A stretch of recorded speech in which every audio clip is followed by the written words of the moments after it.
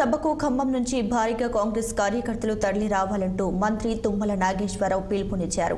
ఖమ్మం జిల్లా క్యాంపు కార్యాలయంలో కాంగ్రెస్ పార్టీ ముఖ్య కార్యకర్తల సమావేశంలో పాల్గొన్న ఆయన బీఆర్ఎస్ ను ఎదుర్కొని కాంగ్రెస్ అధికారంలోకి వచ్చిందని పేర్కొన్నారు. ఇక రాష్ట్రంలో నిమిషం కూడా కరెంటు పోకుండా చూస్తున్నామని, రైతులకు ఇచ్చినటువంటి మాట నిలబెట్టుకునే బాధ్యత కాంగ్రెస్ ప్రభుత్వానిది అంటూ ఆయన స్పష్టం చేశారు. ఖమ్మం ప్రజలు నీటిని పొదుపుగా వాడుకోవాలంటూ ఆయన ప్రజలకు సూచించారు. ఇక బీఆర్ఎస్ సహాయంలో పక్క రాష్ట్రాలు నీరు తీసుకున్నా ప్రభుత్వం పట్టించుకోలేదని తెలియజేశారు. అందుకే ఇప్పుడు నీరు లేక రైతులు పంటలు ఎండిపోతున్నాయని మంత్రి వ్యాఖ్యానించారు.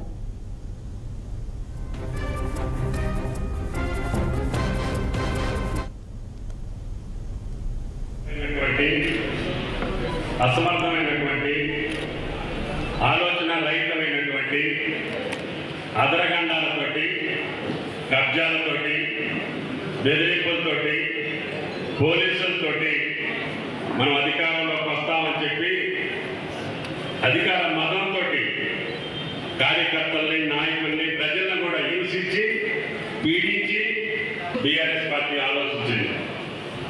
కానీ మీ యొక్క శక్తి ముందు, మీ యొక్క సామర్థ్యం ముందు, మీ యొక్క పట్టుదల ముందు ఆడయన్ని పట్టాపంచం అయిపోయింది. దాని ఫలితం ఈరోజు రేవంత్ రెడ్డి గారు ముఖ్యమంత్రిగా కాంగ్రెస్ పార్టీ